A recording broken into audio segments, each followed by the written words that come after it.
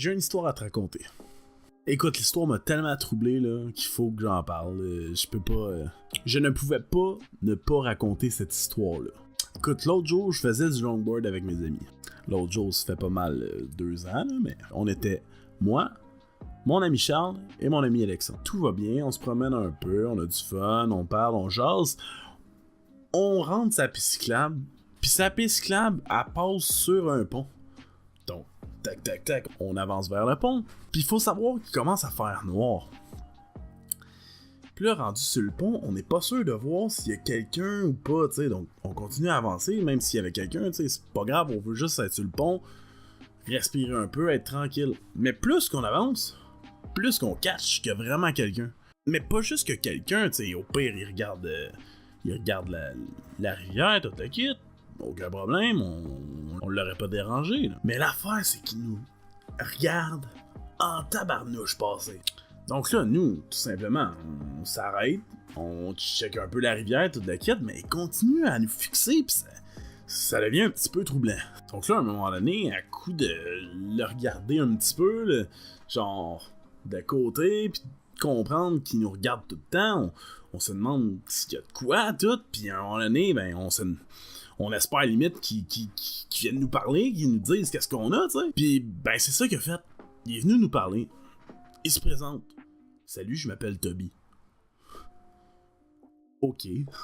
Bonjour, Toby. Puis là, il nous dit, ben, sérieusement, vous, là, vous êtes des geeks, hein? Des geeks?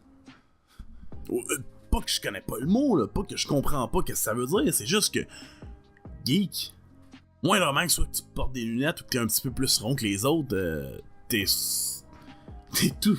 tout simplement classifié dans les personnes qui sont des no-life. Parce que de la façon qu'il disait geek, c'était un petit peu kind of no-life, kind of...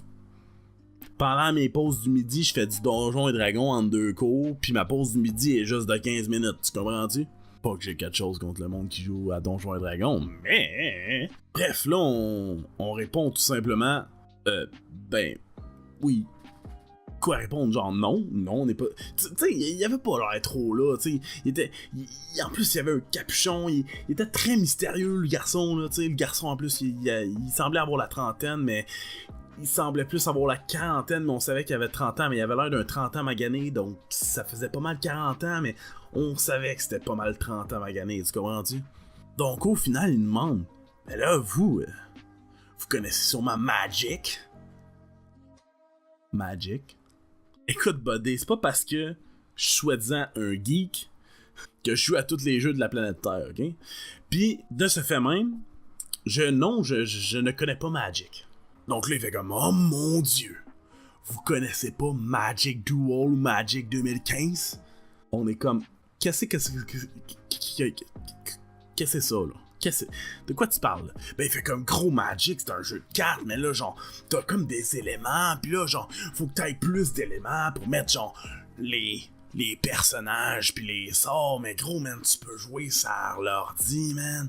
Pis genre, ça s'appelle Magic Duel ou Magic 2015, mais gros, je te conseille plus Magic Duel, parce que Magic 2015, man, c'est moins...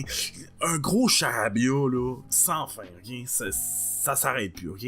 Donc, il nous parle de Magic pendant au moins 15 minutes, je t'épargne les détails, ok?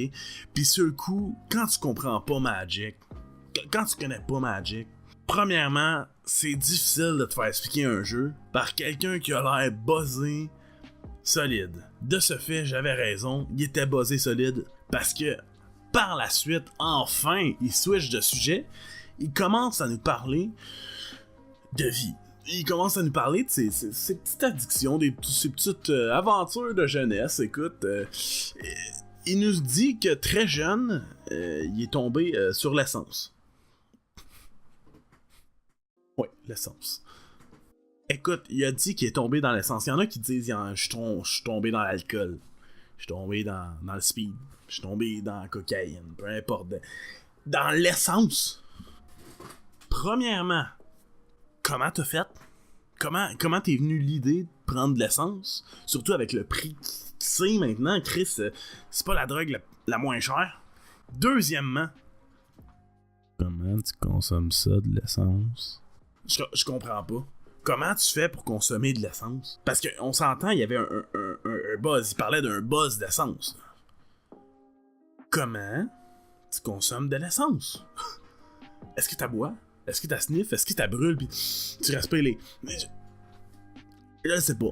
Mais il nous parle de sa dépendance à l'essence. Puis que ça l'a affecté son cerveau. Puis, watch bien ça, 5 minutes après, il commence à se plaindre sur le fait qu'il a pas son permis, puis qu'il se bat pour avoir son permis de conduire. Puis il nous dit, ben normalement, ben tu sais, moi j'ai fait trop d'essence, je suis plus apte à conduire. Gros, le gars, de base, on le prend pour un Christy de fucké. De deux, il avait l'air louche au début, on pensait qu'il voulait nous poignarder. Puis, troisièmement, il nous dit, j'ai tellement sniffé ou fumé ou whatever, j'ai consommé de l'essence que je suis plus apte à conduire. Gros, si t'es plus apte à conduire, t'es apte à faire quoi? Parce que si t'as tellement été affecté par l'essence que t'es jamais en t'as jamais les facultés. Oui, t'as jamais les facultés à conduire. C'est quoi ta vie? Puis après, juste pour genre nous sentir mieux un peu, il commence à parler de sa bipolarité. Que, il s'est fait diagnostiquer un problème de bipolarité. Gros, là, je te jure, mais peut-être moi je faisais le beau, puis on riait un peu, puis on parlait, là.